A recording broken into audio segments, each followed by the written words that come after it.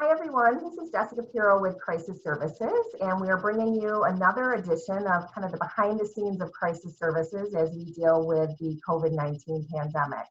So with me today is Kristin, who's one of our outreach counselors.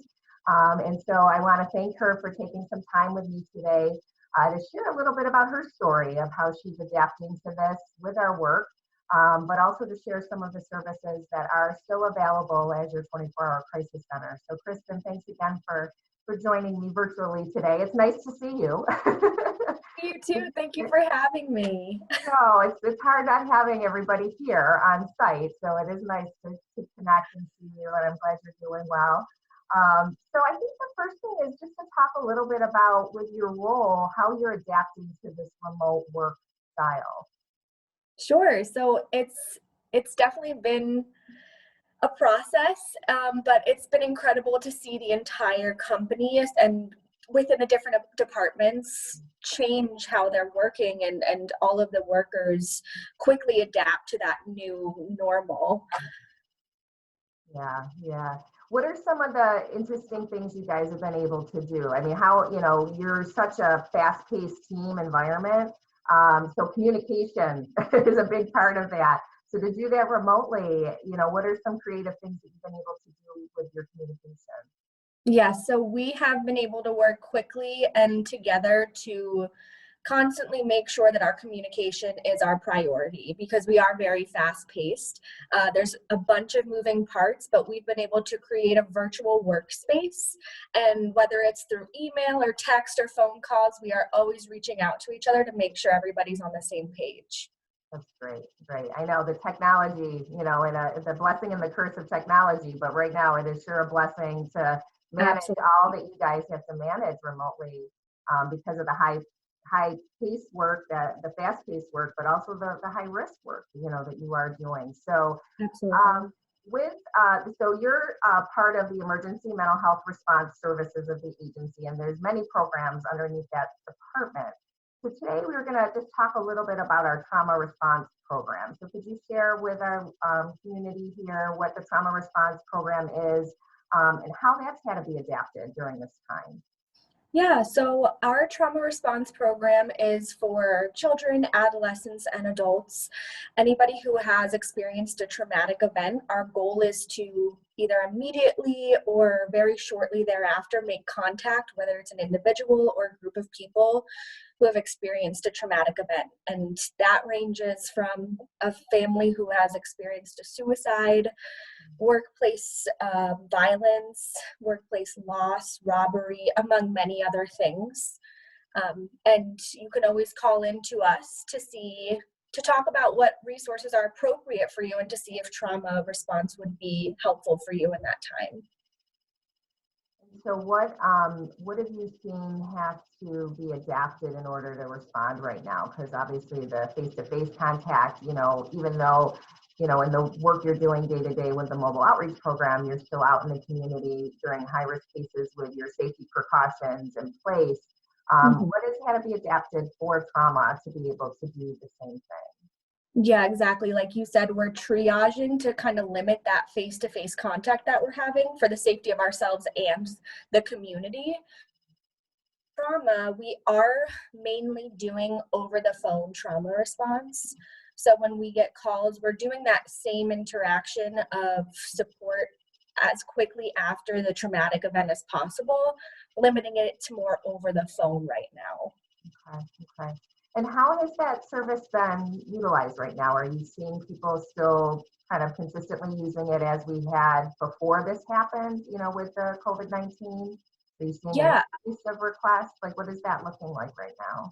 Yeah, I think a lot of people are trying to reach out for the help because the resources that we normally have, our safety net, they're not available right now. So a lot of people have been reaching out, and we've been able to provide that support for trauma response and for our other services as well. Now, it's interesting because when you talk about trauma, there's just so many things that can cause a traumatic incident in somebody's life. As you mentioned, and we see a lot of responses for suicides after a suicide, a loss, and working with friends and family. Um, And what's interesting though, in this time when we're talking about COVID-19, this is such a traumatic experience to the community as a whole. Could you Mhm. share a little bit about what might be some signs and symptoms of somebody who is experiencing trauma? Like, what are things that we should be looking out for right now? Yeah, absolutely. So one thing I always like to make clear is trauma is different for every single person. It's different from you, from your brother, from your mom, from your dad, and everybody else. So when someone is experiencing a traumatic event, I think it's important to let them cope in their own ways. Everybody is different in that way too, but then make sure that, they're not isolating themselves. They are still willing to speak to somebody and trying to go through their daily routine, even though that looks very different right now too. Just trying to provide support as much as that person is willing to accept it. And if you ever have any concerns that they are isolating themselves or not talking about what's going on, you can always give us a call and we can try to help work through that. Yeah, I mean, mental health in general right now, I think is becoming more of a conversation. So how to Absolutely. help identify, when our loved ones or our friends or just our colleagues are struggling, because we're all impacted in such a different way right now. But it's important to know that we're here as an agency to be that safety net, like you said, to be that support. So, Right. um, I think, is there anything else that you're seeing? We're kind of just talking about this yesterday. I mean, we made some changes to the agency. It's almost going on 6 weeks ago with how we were adapting to policies and procedures and then moving to remote work. Um, what else have you seen so far that's impacted your role during this time, or even just impacted the agency? Is there things that you're seeing, or that you were surprised to see as a result of what's going on? I think it's exactly like you said, that everybody is adapting to what's going on right now, and it's opening that conversation of mental health. I think that we have been able to work as a community, not even just within our organization, but with the other organizations within the mental health field, to come together to make sure we can still provide that support for the clients and the high risk people that we see, to make sure that they are okay during this time. It's scary for everybody, and I think it's incredible to see how our community has adapted and come together to work through this. Yeah, it's nice to see those positive outcomes, in such a challenging time. Exactly. Is there any other messages or anything else you want to share out to the community? To be, things to look for, or just messages you want them to know as an employee here at Crisis Services? Yeah, I think during a time like this, it's nothing that any of us ever could prepare for.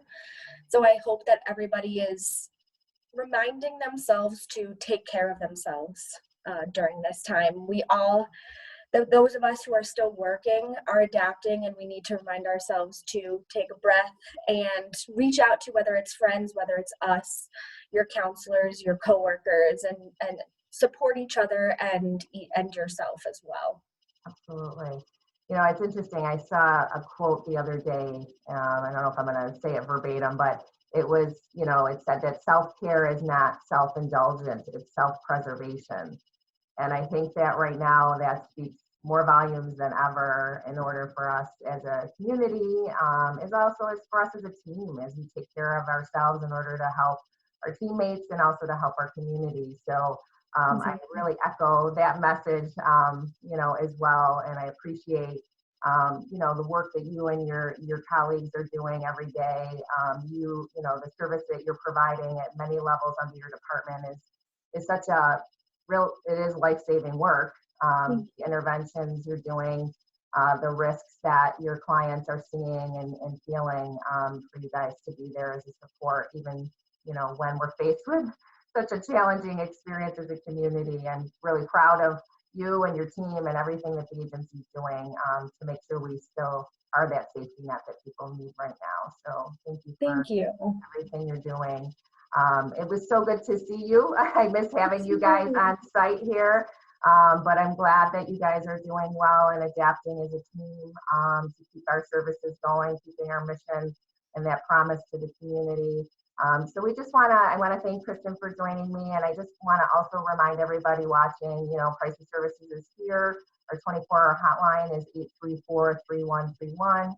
Our addiction hotline is 831-7007.